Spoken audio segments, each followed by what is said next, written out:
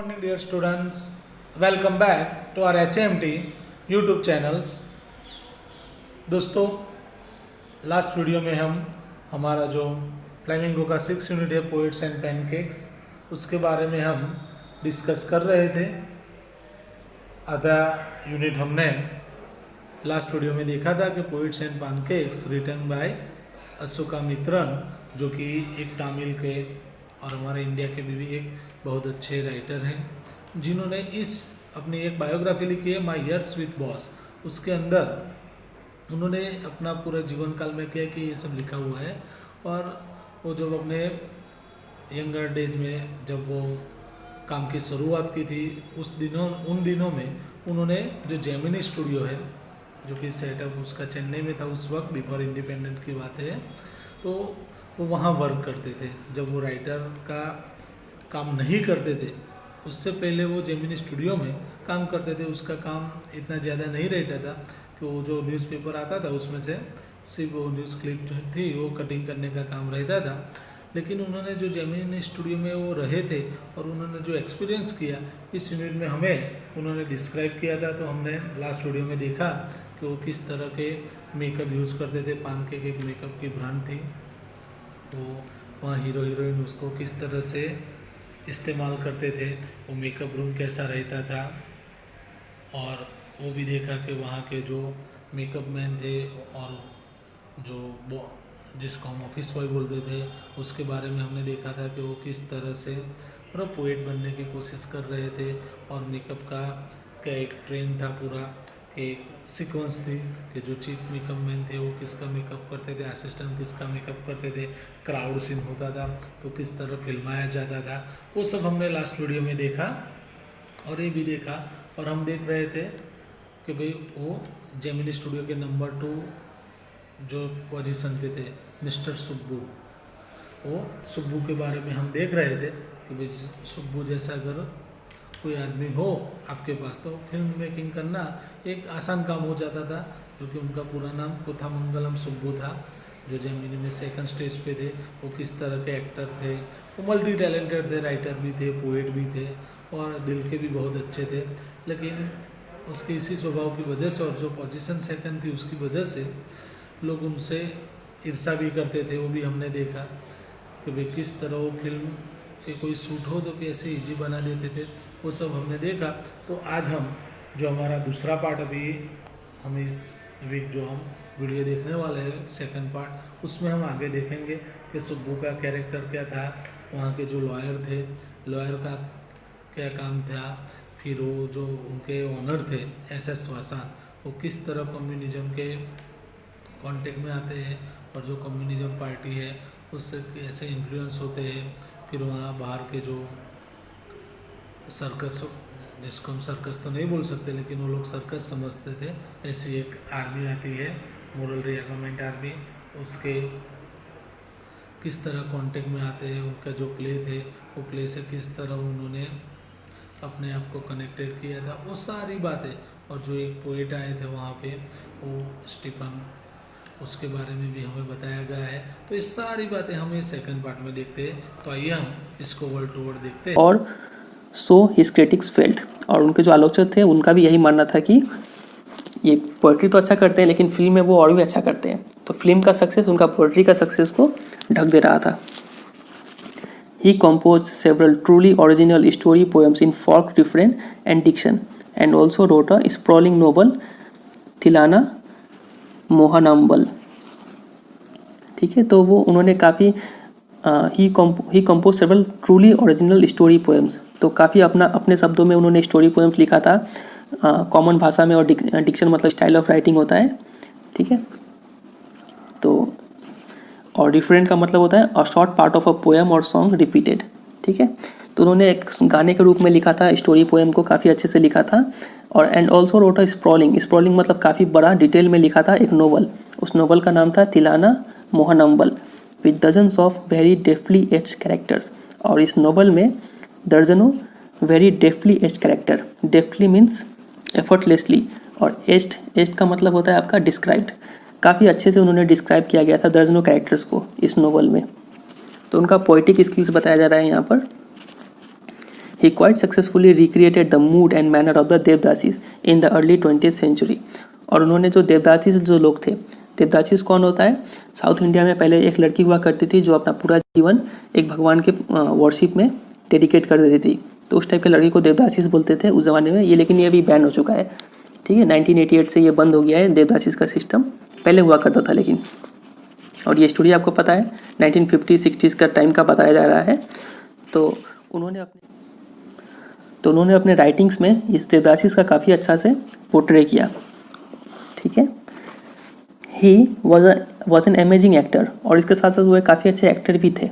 He never aspired to the lead roles, वो कभी भी ऐसा नहीं चाहते थे कि उन्हें मेन रोल मिले, एक एक्टर का रोल मिले, but whatever subsidiary role he played in any part of the films he perform better than the supposed main players. लेकिन कोई भी उन्हें छोटा मोटा रोल जब मिल जाता था तो वो मेन प्लेयर से भी अच्छा रोल प्ले करते थे, मेन एक्ट्रेस से भी अच्छा रोल प्ले करते थे, ठीक है। तो ये दिखाता है कि वो काफ़ी अच्छे एक्टर भी थे। He had a genuine love for any one he came across, और कोई भी इंसान जब वो उनसे मिलता था तो उनके दिल में सबके लिए प्यार भरा हुआ था सुबू के अंदर। And his house was a permanent residence for dozens of near and far relations and acquaintances, और उनका घर जो था वो परमानेंट रेसिडेंस हो गया था उनके सारे रिलेटिव्स के लिए और एक्वेंटेंस परिचित लोगों के लिए, मतलब कोई भी लोग आके उनके घर में आराम से रह लेते थे। It seemed against Subbu's nature to be even conscious that he was feeding and supporting so many of them, और ये सुबू के नेचर ऐसा था ही नहीं कि वो एक बार के लिए भी ये सोचे कि वो इतने सारे लोगों को खाना खिला रहे हैं फ्री में, ये वैसा वो कभी नहीं सोचते थे Subbu. Such a charitable and improvident man and yet he had enemies, तो ऐसा बड़े दिल वाला और इम्प्रोविडेंट मतलब ऐसा इंसान जो कंजूस ना हो, मतलब जो फ्रीली स्पेंड करे, ठीक है, उसको बोलते हैं इम्प्रोविडेंट मैन। तो ऐसा इंसान जो दानी हो, इतना बड़ा दिल हो उसका, और इस इंसान का भी एनिमीज हो, ये काफ़ी शॉकिंग है। Was it because he seemed so close and intimate with the boss, क्या इसका कारण ये था कि उसका एनिमीज था? एनिमीज होने का कारण ये था कि वो बॉस के ज़्यादा करीब थे क्या, इसलिए उसके ज़्यादा एनिमीज थे? मतलब यहाँ पे ऑफिस बॉय का एग्जांपल बोला जा रहा है कि ऑफिस बॉय को उससे दुश्मनी था, तो ऐसा इंसान का दुश्मनी इससे हो तो ये हजम नहीं होता है, ठीक है। तो ये दुश्मनी होने का कारण क्या ये था कि वो सुबू जो था वो बॉस के इतना करीब थे इसलिए दुश्मनी था? और was it is general demeanour that resembled a sycophant, या फिर उनका बिहेवियर ही ऐसा था, डिमीनियर का मतलब बिहेवियर, उनका बिहेवियर ही ऐसा था कि वो एक चापलूस की तरह दिखते थे, ठीक है। साइकोफेंट का मतलब होता है जो इंसान जो दूसरे का तारीफ करे, पावरफुल लोगों का तारीफ करे, ठीक है, एक फेवर के लिए। तो उनका बिहेवियर ऐसा था कि ऐसा लगता था कि वो एक चापलूसी कर रहे हैं, ऐसा तो नहीं था क्या इसी कारण से उनको कोई हेट करता था, ये रीज़न था क्या? और हिज रेडीनेस टू से नाइस थिंग्स अबाउट एवरीथिंग, या फिर उनसे दुश्मनी का कारण ये भी हो सकता है कि वो हर चीज़ के लिए कुछ अच्छा बोलते थे, क्या ये रीज़न था? In any case there was this man in the makeup department who would wish the direct things for Subbu. तो रीज़न कोई भी हो, ऑफिस मेकअप डिपार्टमेंट में ये इंसान था, मतलब जो ऑफिस बॉय था वो विश कर रहा था कि सबसे बुरा थिंग हो जाए सुब्बू के साथ। डायरेक्ट मतलब वेरी बैड थिंग्स, सबसे बुरा घटना घट जाए सुब्बू के साथ, ये विश करता था कौन? Office boy. रीज़न भले ही जो भी हो, ठीक है। उम्मीद करते हैं आपको यहाँ तक क्लियर होगा। अब आगे कंटिन्यू करते हैं। You saw Subbu always with the boss, but in the attendance role he was grouped under a department called the story department, comprising a lawyer and an assembly of writers and poets. तो भले ही सुब्बू हमेशा boss के साथ दिखते हो, लेकिन officially मतलब attendance role में, मतलब ऑफिशियली वो किस डिपार्टमेंट में आते थे? He was group under a department called story department. वो स्टोरी डिपार्टमेंट में आते थे, और उस स्टोरी डिपार्टमेंट में कौन कौन था? एक लॉयर था, N assembly of writers and poets, कुछ लेखक थे और पोएट्स थे, और सुब्बू थे, ठीक है। तो स्टोरी डिपार्टमेंट में ये लोग थे, तो सुब्बू इसी के अंडर आते थे। The lawyer was also officially known as a legal adviser, ठीक है। तो अब देखिए फिर अब स्टोरी शिफ्ट हो रहा है, अभी बीच में हमने सुब्बू के बारे में पढ़ा, अब सुब्बू से स्टोरी शिफ्ट हो रहा है किसके ऊपर? लॉयर के ऊपर। अब हमें लॉयर के बारे में बताया जाएगा, ठीक है। तो लॉयर को ऑफिशियली हम लोग क्या बोलते हैं? लीगल एडवाइज़र भी बोलते हैं, but everybody refer to him as the opposite. लेकिन यहाँ पर सब कोई इनको उसके विपरीत बोलता था, लीगल एडवाइज़र नहीं, इसको इलीगल एडवाइज़र बोलता था, ठीक है। अब कैसे इलीगल बोलता था अब देखते हैं उस लॉयर को। An extremely talented actress who was also extremely temperamental once blew over on the set. तो यहाँ पर एक इंसिडेंट शेयर किया जा रहा है कि एक बार क्या हुआ कि एक बहुत ही टैलेंटेड एक्ट्रेस थी, और वो काफ़ी टेम्परामेंटल भी थी, मतलब काफ़ी मूडी थी, बार बार पर वो उनका दिमाग गर्म हो जाता था। तो वो एक बार क्या हुआ, वो सेट्स पर काफ़ी गुस्सा हो गई, ठीक है। वाइल एवरीवन स्टूड स्टन्ड, और सबको ही उसका गुस्सा देख के सब चौंक गए थे। तो तब क्या हुआ, ये जो लॉयर थे, lawyer quietly switched on the recording equipment, वो चुप्पे से जाके रिकॉर्डिंग चालू कर देते हैं। और जो एक्ट्रेस थी वो जितना भी बुरे बुरे शब्द बोल रही थी वो सब कैमरे में रिकॉर्ड हो रहा था। And when the actress paused for breath, और जब वो एक्ट्रेस थोड़ी देर के लिए रुकी ताकि वो सांस ले, the lawyer said to her, तो लॉयर जाके उनसे बोलते हैं कि 1 मिनट प्लीज़, देखिए 1 मिनट रुकिए आप, and played back the recording, और वो जो रिकॉर्डिंग किए थे उसको प्ले कर देते हैं। देयर वॉज नथिंग इंक्रीमिनेटिंग और unmentionably foul about the actress's tirade against the producer. तो एक्ट्रेस जो थी, जितने भी अपशब्द बोली थी प्रोड्यूसर के खिलाफ, उसमें ऐसा नहीं था कि वो बहुत ही बुरे बुरे शब्द इस्तेमाल की हो। इनक्रिमिनेटिंग मतलब किसी पे आरोप लगाना कोई क्राइम के लिए, या फिर अनमेंशनेबली फाउल, कोई बुरा शब्द इस्तेमाल नहीं की थी वो एक्ट्रेसेस, लेकिन फिर भी but when she heard her voice again through the sound equipment she was struck dumb. लेकिन जब उस एक्ट्रेस ने अपना वॉइस को फिर से सुना उस रिकॉर्डिंग में, तो वो स्ट्रक डम, वो काफ़ी आश्चर्यचकित हो गई, ठीक है, चुपचाप खड़ी हो गई, वो सदमा से शॉक्ड हो गई वो। A girl from the country side, वो एक एक्ट्रेस थी, वो आई कहाँ से थी, एक रूरल एरिया से आई थी, ठीक है, एक गाँव से आई थी वो actress. She had not gone through all the stages of worldly experience that generally preceded a position of importance and sophistication that she found herself catapulted into. तो जनरली उनको एक एक्सपीरियंस नहीं था कि कैसे यहाँ पर लोग काम करते हैं, और इतने बड़े पोजीशन में होने से क्या क्या चीज़ों का सामना करना पड़ता है। तो इन सब चीज़ों से वो पहले अवगत नहीं थी वो, ठीक है, वो एक्ट्रेस, क्योंकि वो एक कंट्री साइड रूरल एरिया से आई हुई थी। She never quite recovered from the terror she felt that day, और उस दिन जो उनके दिल में एक डर बैठ गया, ठीक है, जब उन्होंने अपना रिकॉर्डिंग सुना उनको काफ़ी सदमा सा लग गया और उनके मन में एक डर बैठ गया, ठीक है। That was the end of a brief and brilliant acting career. The legal advisor, who was also a member of the story department, had unwittingly brought about that sad end.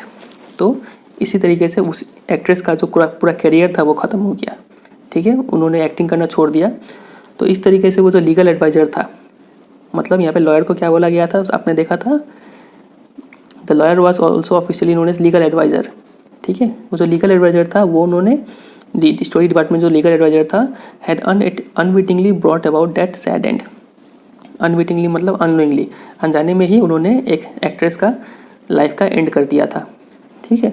तो यहाँ पे वो जो बोला गया था, क्या बोला गया था कि officially also known as legal adviser but everybody refer to him as the opposite. सबके उनको ऑपोजिट बोलता था, मतलब वो एक इलीगल एडवाइज़र, तो उनको इसीलिए बोलता था कि देखो उन्होंने क्या किया कि उन्होंने इलीगली रिकॉर्डिंग चालू कर दिया, और एक अनजाने में ही, लेकिन उन्होंने इलीगली तरीके से एक घटना को अंजाम दे दिया, ठीक है। तो इसलिए उनको लीगल एडवाइज़र ना बोल के सबको इलीगल एडवाइज़र बोला करता था।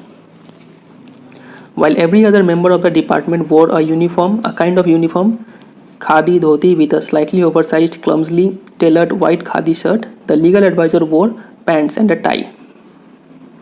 तो जो स्टोरी डिपार्टमेंट था, उस स्टोरी डिपार्टमेंट में सबको का एक यूनिफॉर्म था, और ये यूनिफॉर्म क्या था, खादी धोती पहनना, खादी के कपड़े का धोती पहनना, with a slightly oversize and clumsily tailored white khadi shirt, और क्लम्सली मतलब केयरलेसली, थोड़ा ढीला ढाला और काफ़ी बड़े साइज़ का शर्ट पहनते थे सब कोई धोती के ऊपर। लेकिन वो जो लीगल एडवाइज़र था वो पैंट्स एंड अ टाई, वो पैंट पहनता था, टाई पहनता था, and sometimes a coat that look like a coat of mail, और कभी कभी तो एक कोट भी पहनता था, और वो कोट दिखता कैसा था, कोट ऑफ मेल की तरह। कोट ऑफ मेल क्या होता है, आप पिक्चर में देख पा रहे होंगे, मेटल का रिंग जैसा वो दिखने में होता है। often he looked alone and helpless, और वो अक्सर अकेला ही दिखता था और लाचार सा दिखता था वो lawyer. A man of cold logic in a crowd of dreamers, और वो स्टोरी डिपार्टमेंट में तो सब तो पोएट और लेखक लोग बैठे हुए थे, और वो लोग हमेशा ड्रीम करते थे, लेकिन ये जो लॉयर था वो लॉजिकल पर्सन था, उसको हर चीज़ में लॉजिक चाहिए होता था, तो वो इसलिए वो हमेशा अपने आप को अकेला महसूस करता था और हेल्पलेस महसूस करता था। A neutral man in the assembly of Gandhiites and Khadiites, तो एक वो न्यूट्रल मैन था, और उस भीड़ में जहाँ पे सभी लोगों का सोच गांधी जी से प्रेरित था, खादी से प्रेरित था, ठीक है, उस भीड़ में वो अपने आप को एक अलोन और हेल्पलेस महसूस करते थे। Like so many of those who were close to the boss, he was allowed to produce a film, and though a lot of raw stock and pancake were used on it, not much came of the film. तो ऐसा होता था कि जो boss के करीब होता था उसको एक फ़िल्म प्रोड्यूस करने का मौका मिलता था। तो इस लॉयर को भी एक फ़िल्म प्रोड्यूस करने का मौका मिला, लेकिन भले ही उस फिल्म में बहुत रॉ स्टॉक और मतलब मटेरियल्स और पैनकेक यूज़ हुआ हो, मेकअप का सामान यूज़ हुआ हो, लेकिन not much came of the film. लेकिन फिल्म से ज़्यादा सक्सेस मिला नहीं जो इस लॉयर ने प्रोड्यूस किया था। Then one day the boss close down the story department. फिर एक दिन ने उस बॉस ने क्या किया, स्टोरी डिपार्टमेंट को बंद कर दिया। आपको पता है बॉस का नाम क्या है? SS वासन, ये आप याद रखिएगा। उन्होंने स्टोरी डिपार्टमेंट बंद कर दिया। And this was perhaps the only instance in all human history where a lawyer lost his job because the poets were asked to go home. और ये इतिहास में पहली बार हुआ इंसान के इतिहास में कि एक लॉयर ने अपना जॉब खो दिया क्योंकि पोएट्स को घर जाने के लिए बोल दिया गया था। यहाँ पर सरकास्टिक रिमार्क किया गया है कि पोएट्स का काम खत्म हुआ, मतलब एक लॉयर का काम भी खत्म हो गया साथ में। अब आगे कंटिन्यू करते हैं। Gemini studio was the favourite haunt of poets like SDS Yogiar, Sangu Subramaniam, Krishna Shastri and Harindra Nath Chattopadhyay. तो जेमिनी स्टूडियोज़ में ये सब पोएट्स फ्रीक्वेंटली विजिट करते थे। इन लोगों का फेवरेट प्लेस हुआ करता था Gemini studio. It had an excellent mess which supplied good coffee at all times of the day. और वहाँ पे एक बहुत ही अच्छा मेस भी था। मेस मतलब ऐसा जगह जहाँ पे खाना वाना बनता हो। तो उस मेस में काफ़ी अच्छा कॉफ़ी बनता था और वो कॉफ़ी दिन भर सप्लाई होता था and for the most part of the night. और रात में भी मिलता था वो कॉफ़ी, काफ़ी अच्छा होता था वो। इन पोएट्स को काफ़ी पसंद आता था। Those were the days when Congress rule meant prohibition and meeting over a cup of coffee was rather satisfying entertainment. और उन दिनों में कांग्रेस का रूल होना मतलब प्रोहिबिशन था, काफ़ी सारी चीज़ पर रोक लगा हुआ था। अब ये प्रोहिबिशन क्या होता है, कांग्रेस रूल क्या होता है, फिलहाल नहीं जानने से भी चलेगा, बाद में दिमाग लाएंगे इस पर। और जब इतना सारा प्रोहिबिशन लगा हो तो और ऐसा मीटिंग हो जाए जहाँ पे इतना अच्छा कॉफ़ी मिलता हो, जो काफ़ी सेटिस्फाइंग एक्सपीरियंस था सभी के लिए। सभी पोएट्स को काफ़ी अच्छा लगता था यहाँ पे आना। Barring the office boy and a couple of clerks, everybody else at the studio radiated leisure, a prerequisite for poetry. तो वो ऑफिस बॉय को छोड़ के और कुछ क्लर्क को छोड़ के जितने भी लोग थे जेमिनी स्टूडियो में, उन सबको काफ़ी मस्ती करते थे वो लोग। और यही लीजर ज़रूरी है एक अच्छा पोइट्री लिखने के लिए, ठीक है। प्री मतलब नेसेसरी है एक अच्छा पोइट्री के लिए। Most of them wore khadi and worship Gandhi ji. और ज़्यादातर पोइट्स जो थे और जितने भी लोग थे जेमिनी स्टूडियो में, सभी खादी पहनते थे और गांधी जी का वर्शिप करते थे, उनको काफ़ी मानते थे। But beyond that they had not the faintest appreciation for political thought of any kind.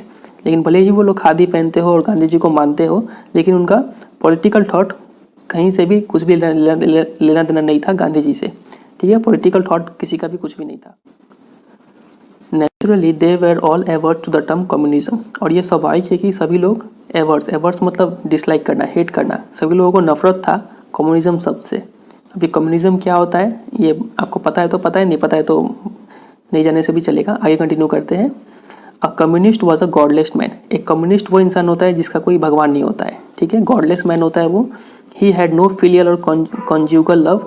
उसको ना अपने बच्चों से प्यार होता है, ना अपने पत्नी से या फिर पति से प्यार होता है। कंज्यूगल मतलब अपने स्पाउस से प्यार नहीं होता है और फिलियल मतलब अपने सन डॉटर से प्यार नहीं होता है।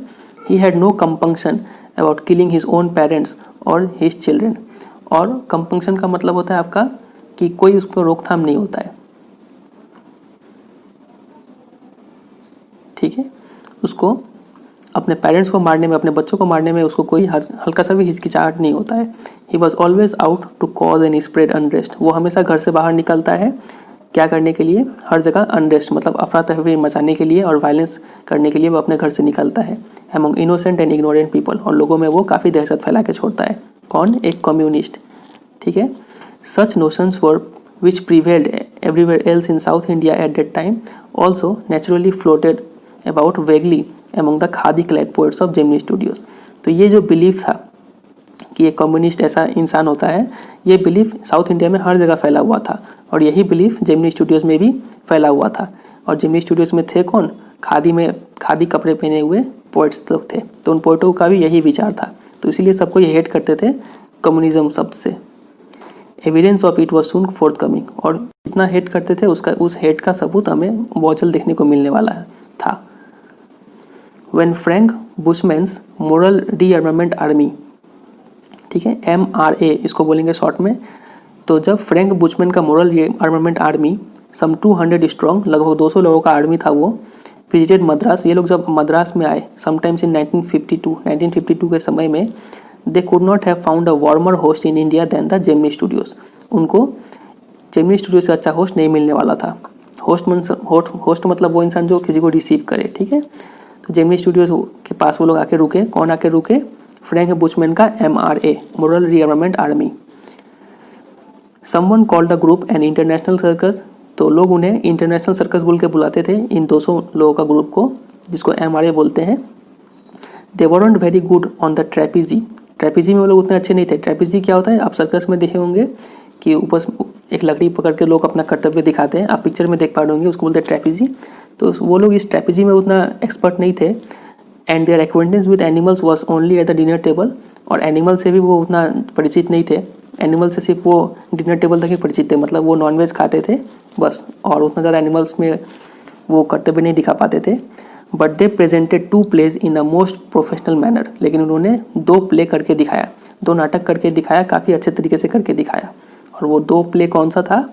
There Jotham Valley and the forgotten factor, ये 2 प्ले है, आपको याद रखना है।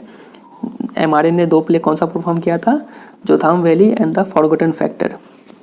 ये जो 2 प्ले उन्होंने परफॉर्म किया, ran several shows in Madras, और इसका कई सारे शोज चले मद्रास में। along with the other citizens of the city, the Gemini family of 600 saw the plays over and over again। और मद्रास से कई सारे लोग तो देख ही रहे थे इस प्लेस को, और इसके साथ साथ जेमिनी स्टूडियोज में जो 600 लोग थे, वो 600 लोगों ने भी इस प्ले को कई बार देखा, over and over again. The message of the play were usually plain and simple homilies, और वो जो प्ले था जोथाम वैली और फॉरगेटन फैक्टर, उस प्लेस का मैसेज काफ़ी सिंपल सा था। और होमिलीज मतलब कुछ रिलीजियस चीज़ के बारे में वो प्रीच करते थे, ठीक है, रिलीजियस संदेश देते थे। But the sets and the costumes were first rate, लेकिन वो लोग जो जैसे सेट का अरेंजमेंट करते थे और जो कॉस्ट्यूम पहनते थे वो काफ़ी फर्स्ट रेट था, अच्छा था। Madras and the Tamil drama community were terribly impressed, and for some years almost all Tamil plays had a scene of sunrise and sunset in the manner of Jotham Valley with a bare stage। तो लिखा गया है कि मद्रास और Tamil drama community जो था, ये लोग काफ़ी अच्छे से, काफ़ी बुरी तरीके से इम्प्रेस हो गए थे उस 2 प्ले से। और आगे आने वाले कई सालों तक उन्होंने जितने भी तमिल के प्ले होते थे उन सब प्ले में ये सीन होता था। वो सीन कौन सा था? Scene of sunrise and sunset in the manner of Jotham Valley. जैसा जोथाम वैली में दिखाया गया था कि कैसे सनराइज हो रहा है, कैसे सनसेट हो रहा है, वो सीन तमिल के सभी प्लेज में हमें देखने को मिला आगे आने वाले कई सालों में। और वो सीन में क्या होता था? विथ अ बेयर स्टेज, खाली स्टेज होता था, एंड वाइट बैकग्राउंड कर्टेन, और पीछे में एक सफ़ेद कलर का पर्दा होता था, and tune played on a flute, और एक बांसुरी में एक ट्यून बजता था, और सनराइज होता था और सनसेट होता था। तो ये सीन तमिल प्लेज में भी हमें देखने को मिला। और ये सीन आया कहाँ से था? जोथाम वैली से, वो लोगों ने कॉपी किया था, तमिल लोगों ने। It was some years later that I learn that MRA was a kind of counter movement to international communism. और कुछ सालों बाद लेखक को ये समझ में आया कि वो जो MRA आया था, MRA का फुल फॉर्म क्या था? मोरल रिआर्मामेंट आर्मी, ठीक है। ये जो MRA आया था उसका उद्देश्य क्या था? Was a kind of counter movement to international communism. ये लोग ये संदेश देने आए थे कि इंटरनेशनल कम्युनिज्म को वो लोग काउंटर करने आए थे, मतलब उसको उसको रोकने आए थे, ठीक है। And the big bosses of Madras like mister Vasan simply played into their hands. और मद्रास के बड़े बड़े बॉस जैसे कि मिस्टर वासन थे, वो सिंपली उनके हाथों का एक खिलौना बन गए। मतलब ऐसा लग रहा था कि MRA वाले लोगों ने मिस्टर वासन को यूज़ कर लिया अपने मोटिव के लिए। मतलब MRA का मोटिव क्या था? उनका मोटिव था कि कम्युनिज्म के खिलाफ उन्हें एक मैसेज देना था, ठीक है। और ये मैसेज देने के लिए उन्होंने एक प्ले का सहारा लिया था, और वो 2 प्ले कौन से थे? जोथाम वैली और कौन सा था दूसरा वाला? The forgotten factor. ये 2 प्ले के सहारे उन्होंने एक मैसेज दिया था कि कम्युनिज्म को कैसे रोका जाए, ठीक है। और ये लोग उसको समझ नहीं पाए, जेमिनी स्टूडियोज के लोग, और वही बोला गया यहाँ पर कि big bosses like mister M Vasan simply played into their hands. वो लोग उनके हाथों के खिलौने बन गए, मतलब MRA वाले लोगों ने इन्हें यूज़ कर लिया अपना मैसेज देने के लिए।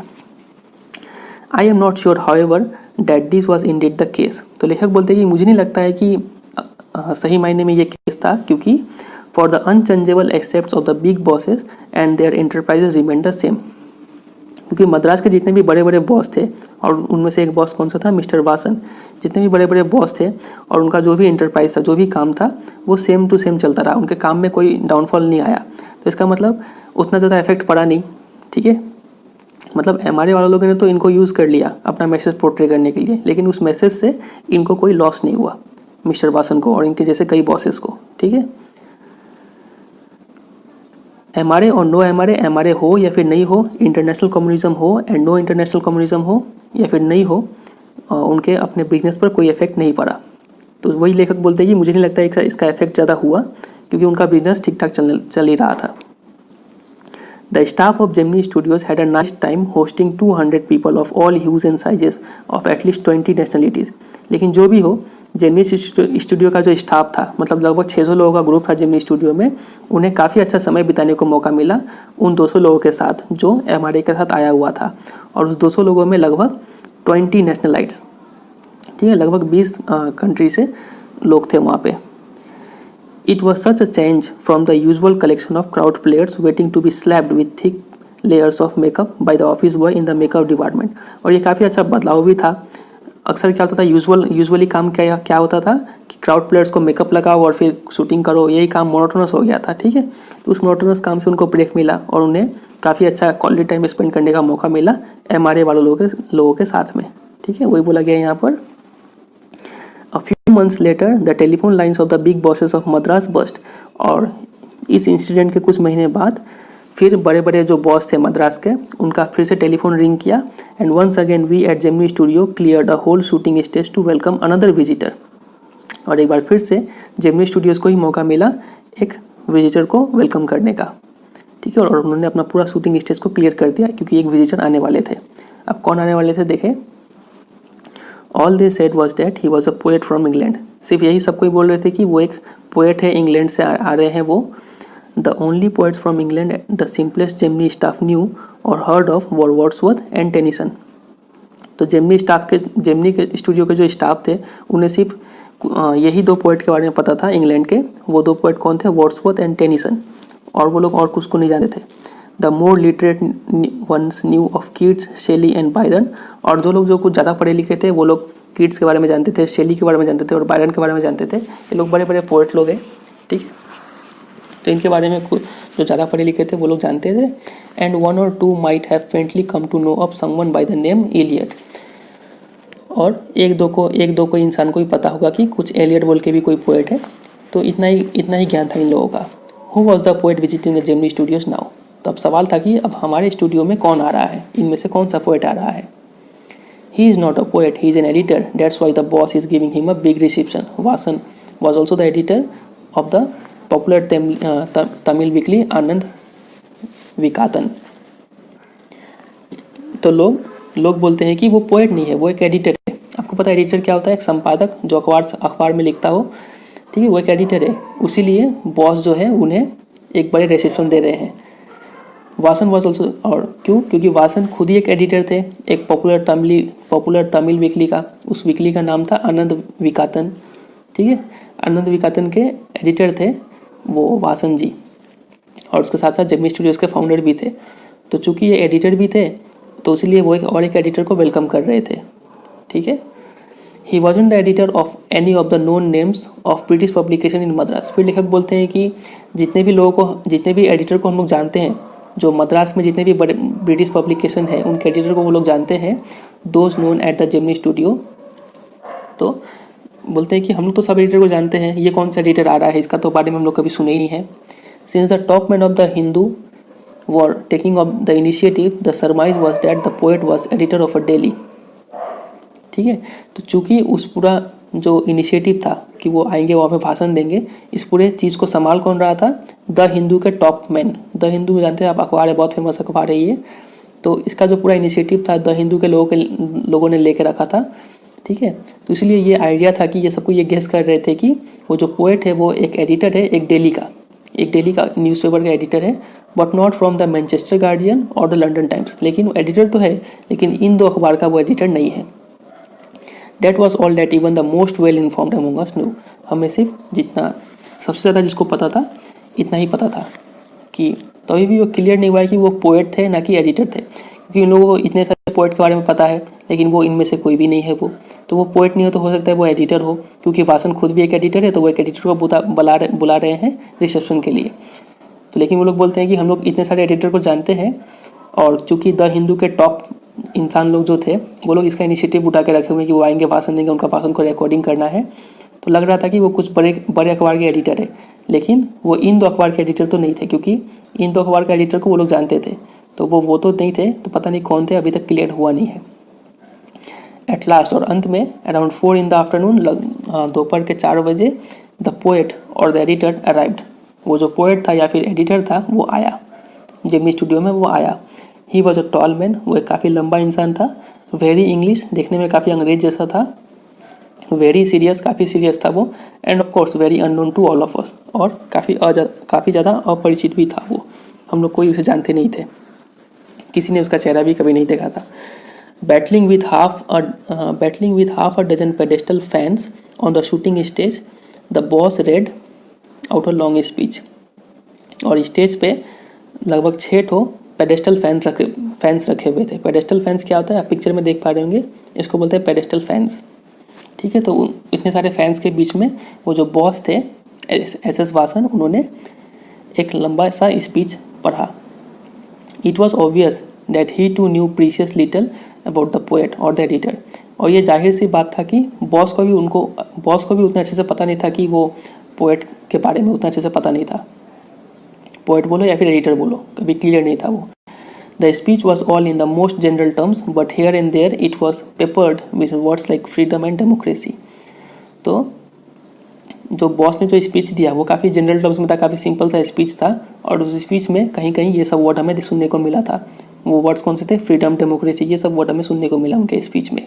किन के स्पीच में, उस बॉस के स्पीच में। और बॉस कौन है, S Vasan. Then the poet spoke. उसके बाद जब बॉस अपना भाषण दे दिए, तो अब स्टेज पे कौन आया, वो पोएट आया। पोएट या फिर एडिटर बोल लीजिए।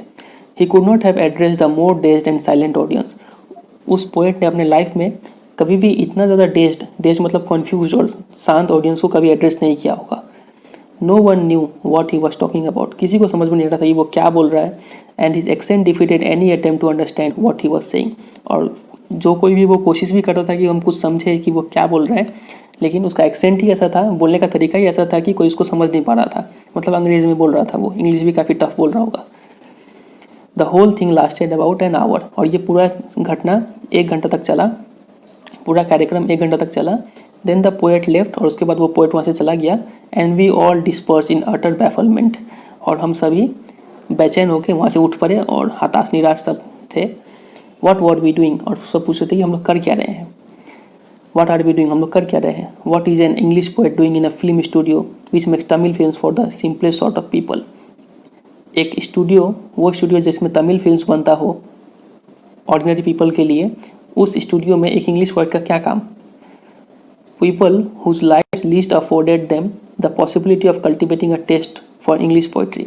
और वो जो पीपल थे, उनका लाइफ ऐसा था कि वो कभी अफोर्ड ही नहीं कर सकते थे कि वो एक इंग्लिश पोइट्री को समझे या फिर उसका लुत्फ उठाए। The poet looked pretty baffled too. और जो पोएट जो था, जिसने भाषण दिया था आके, जो इंग्लैंड से आया हुआ था, वो पोएट भी काफ़ी कन्फ्यूज था। For he too must have felt the sheer incongruity of his talk about the thrills and travails of an English poet. क्योंकि इनकॉन्ग्रुइटी का मतलब होता है जो यहाँ पे फिट ना हो, अनसूटेबल। ठीक है, क्योंकि वो इंग्लिश पोएट भी खुद भी महसूस किया होगा कि इनकॉन्ग्रुइटी का मतलब होता है इनकम्पैटिबिलिटी, क्योंकि वो खुद भी सोचा होगा कि हम कहाँ पे आ गए भाषण देने के लिए। About his talk about the thrills and travails of an English poet. Travels का मतलब होता है efforts.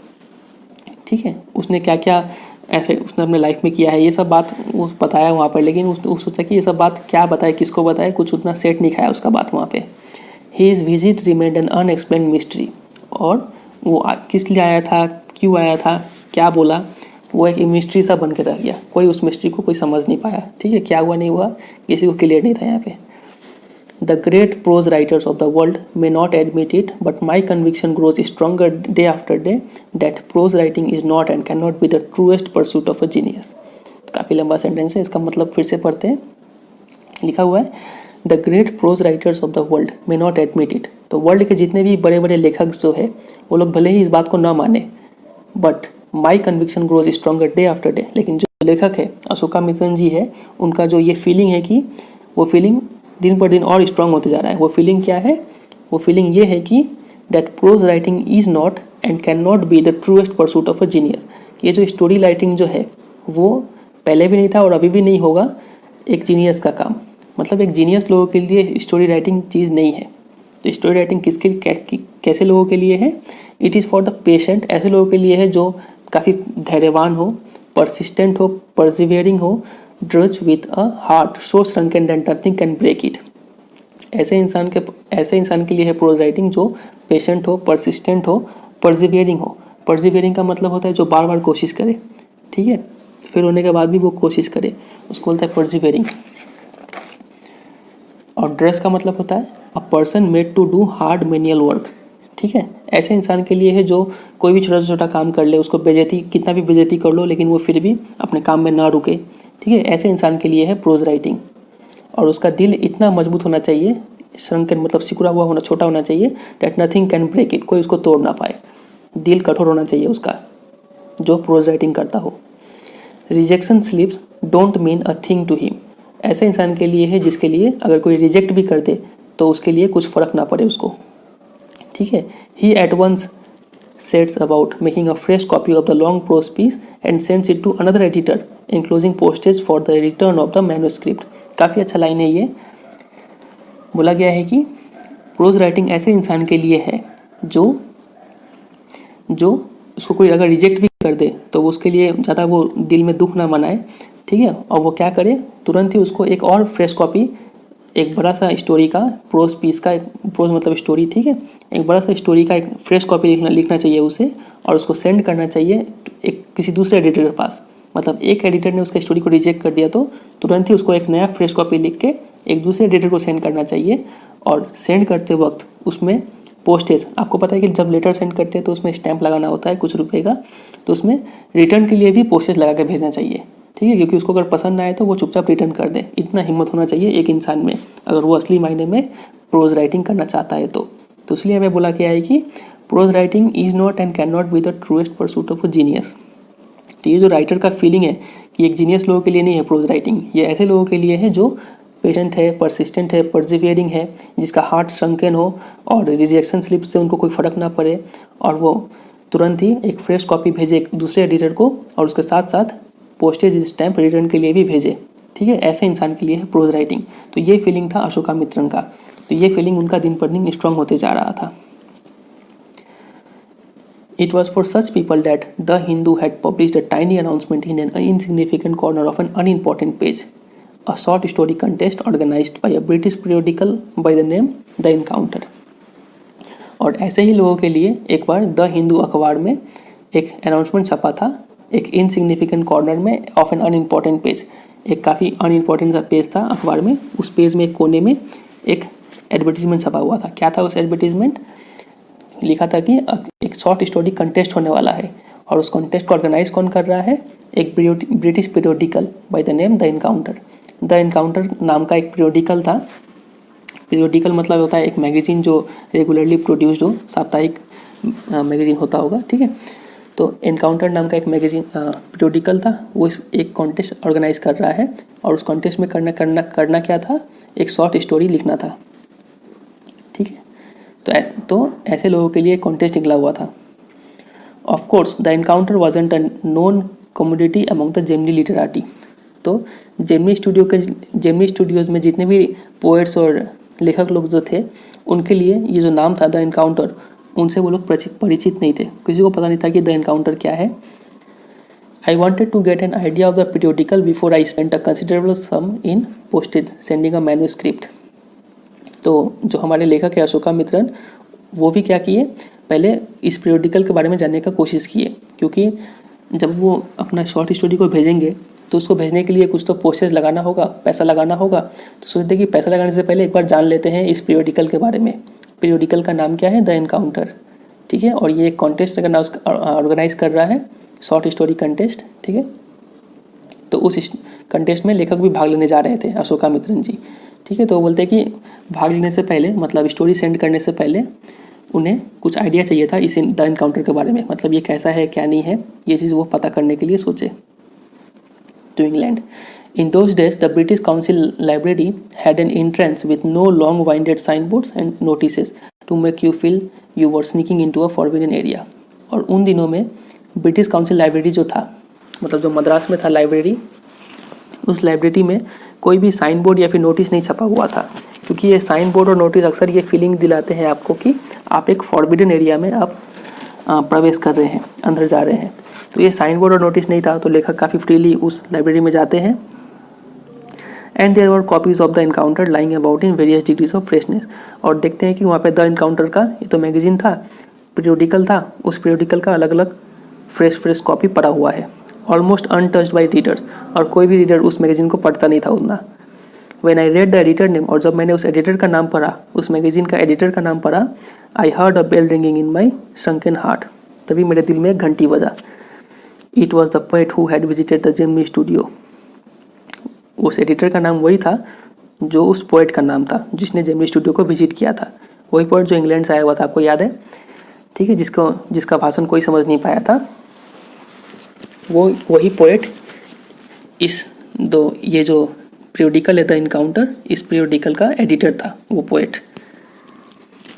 I felt like I had found a long lost brother and I sang as I sealed the envelope and wrote out his address। तो लेखक को ऐसा feeling आया कि जैसा इंडियन फिल्म में हमें देखने को मिलता है कि दो बिछड़े हुए भाई आपस में जब मिलते हैं और एक गाना बजता है, ठीक है, तो लेखक को भी वैसा ही फीलिंग आया था कि कुछ खोया हुआ चीज़ मिल गया, ठीक है। और वो स्टोरी लिख के इन्वेलप में डालते हैं और उसको सील कर देते हैं और एड्रेस लिख के भेज देते हैं इंग्लैंड में, ठीक है। स्टोरी को कंटेस्ट में पार्टिसिपेट करने के लिए वो भेज देते हैं, पार्टिसिपेट कर ही लेते हैं मतलब। I felt that he too would be singing the same song at the same time. और लेखक ये फील करते हैं कि हो सकता है वो भी यही गाना गा रहे हों, मतलब जैसा इंडियन फिल्म में देखने को मिलता है वही लिखा गया है कि long lost brothers of Indian films discover each other by singing the same song in the first reel and in the final reel of the film. कि अक्सर फिल्म में देखा गया है कि शुरुआत में क्या होता है कि दो भाई बिछड़ जाते हैं, तब एक गाना बजता है, और लास्ट में जब दोनों भाई एक ही गाना गा रहे होते हैं तो दोनों पहचान जाते हैं कि अरे तुम मेरा भाई हो, तुमको ये गाना कैसे पता, तुमको ये गाना कैसे पता, ठीक है। तो गाने से अपने आप को पहचान लेते हैं। तो वो यहाँ पे बोल रहे हैं कि यहाँ भी वैसा ही फीलिंग कुछ आ रहा था, लेखक भी वही गाना गुनगुना रहे थे और हो सकता है कि वो जो इंग्लिश पोएट था वो भी वही गाना गुनगुना रहा हो। Stephen that was his name. तो वो जो इंग्लिश पोएट था उसका नाम क्या था, स्टेफन स्पेंडर, ये आपको नाम याद रखना है, ठीक है। यही एडिटर थे द इनकाउंटर के, और यही वो इंग्लिश पोएट थे जो विजिट किए थे जेमिनी स्टूडियोज़ को, और इनका ही भाषण कोई समझ नहीं पाया था। एंड ईयर्स लेटर, और कई सालों बाद, when I was out of Gemini studios, जब मैंने जेमिनी स्टूडियोज़ को छोड़ दिया था, वहाँ पे काम करना बंद कर दिया था लेखक ने, I had much time but not much money, मेरे पास समय तो काफ़ी था लेकिन मेरे पास पैसा नहीं था। Anything at a reduce price attracted my attention, और कोई भी चीज़ जिस पे डिस्काउंट मिल रहा हो, कम दाम का हो, वो चीज़ मेरा ध्यान खींचता था। On the footpath in the front of the Madras Mount Road post office there was a pile of brand new books for 50 paisa each. तो वो देखते हैं कि इस पोस्ट ऑफिस के सामने फुटपाथ पे एक पाइल, एक ढेर पड़ा हुआ है नए नए बुक्स का, और हर एक बुक का दाम 50 पैसा था, 50 paisa. Actually they were copies of the same book an elegant paperback of American origin. तो वो जो ढेर था, पाइल था बुक का, वो सब बुक एक ही बुक का कॉपी था, और वो अमेरिकन ओरिजिन का पेपर बैक। पेपर बैक क्या होता है, ऐसा बुक जिसमें कवर सॉफ्ट हो, ठीक है। दो टाइप का बुक होता है, एक हार्ड कवर, एक होता है पेपर बैक, ठीक है। हार्ड कवर मतलब ऊपर में बहुत ही हार्ड कवर होता है ऊपर में, और नॉर्मली जो हम लोग का बुक मिलता है, आपका जो इंग्लिश का बुक है फ्लेमिंगो, उसको हम लोग बोलेंगे पेपर बैक, ठीक है। तो वो पेपर बैक अच्छा क्वालिटी का था, अमेरिकन ओरिजिन का था, अमेरिकन पेपर था वो। Special low priced student edition in connection with the 50th anniversary of the Russian revolution. चूँकि रशियन रिवॉल्यूशन का 50 साल हो गया था, तो इसीलिए स्टूडेंट एडिशन था वो, और काफ़ी कम दाम में वो बिक रहा था वो। आई पेड 50 पैसा and picked up a copy of the book. तो लेखक ने 50 पैसा पे किया और वो बुक खरीद लिया, और उस बुक का नाम क्या था, द गॉड डैट फेल्ड। काफ़ी फेमस बुक है ये, बुक का नाम आप याद रखिएगा, the God that failed. 6 eminent men of letters in 6 separate essays described their journeys into communism and their disillusioned return। तो 6 बहुत ही famous persons man of letters का मतलब होता है एजुकेटेड पर्सन। तो 6 educated persons in 6 separate essays, 6 लोगों ने 6 ऐसे लिखा हुआ था और 6 ऐसे में डिस्क्राइब किया हुआ था कि उन्होंने कैसे कम्युनिज्म में पहले एंट्री किया और फिर उन्होंने कैसे वहाँ से रिटर्न किया। ठीक है, मतलब कम्युनिज्म को अच्छा समझ के वो लोग पहले उसको कम्युनिज्म को फॉलो किए और फिर बाद में वो देखे कि कम्युनिज्म काफ़ी बुरा है, उससे वो वापस फिर लौट के आए। तो ये चीज़ को 6 लोगों ने 6 राइटर ने डिस्क्राइब किया हुआ था इस बुक में, और उस बुक का नाम क्या था, द गॉड दैट फेल्ड। और वो 6 राइटर कौन से थे, ये लोग थे Henry Gide, Richard Wright, Ignazio Silone, Arthur Koestler, Louis Fischer and Stephen Spender. तो उनमें से एक था हमारा स्टेफन स्पेंडर भी थे। ठीक है, इनको तो आप पहचानते हैं, ये द एनकाउंटर के एडिटर है। और लुइस फिशर को भी आप जानते होंगे, द इंडिगो जो स्टोरी आपने पढ़ा था उसके ये राइटर थे। तो ये 6 लोगों ने मिलके उस 6 ऐसे को लिखा हुआ था। सडनली स्टेफन स्पेंडर, फिर बोलते हैं Stephen Spender, suddenly the book assume tremendous significance. तो जैसे ही लेखक ने ये जो नाम पढ़ा स्टेफन स्पेंडर, ये नाम पढ़ते ही लेखक के अंदर काफ़ी ज़्यादा उस बुक का वैल्यू बढ़ गया। ठीक है, तो क्योंकि जाना पहचाना लोग उसने लिखा हुआ था उस बुक को। Stephen Spender the poet who had visited Gemini studio, बोला कि ये वही स्टेफन स्पेंडर है जिसने जेमिनी स्टूडियो को विजिट किया था, और यही स्टेफन स्पेंडर द एनकाउंटर का एडिटर भी है। और द एनकाउंटर ने ही एक शॉर्ट स्टोरी कंटेस्ट निकाला था जिसमें लेखक ने भी पार्टिसिपेट किया था। In a moment I felt a dark chamber of my mind lit up by a hazy illumination. और कुछ ही क्षणों में मेरा जो अंधेरा था, जिसमें मेरा जो दिमाग था जिसमें जो कालापन छाया हुआ था, उस कालेपन में एक हेजी इल्यूमिनेशन, एक हल्का सा लाइट आया, मतलब दिमाग में कुछ अच्छा एनर्जी आया। The reaction to Stephen Spender at Gemini studio was no longer a mystery. अब लेखक को समझ में आया कि स्टेफन स्पेंडर का की तरफ जो लोगों का रिएक्शन था वो एक मिस्ट्री नहीं रहा, वो मिस्ट्री सुलझ गया था। लेखक को समझ में आ गया कि क्यों लोगों ने उनका भाषण नहीं समझ पाए थे। ठीक है,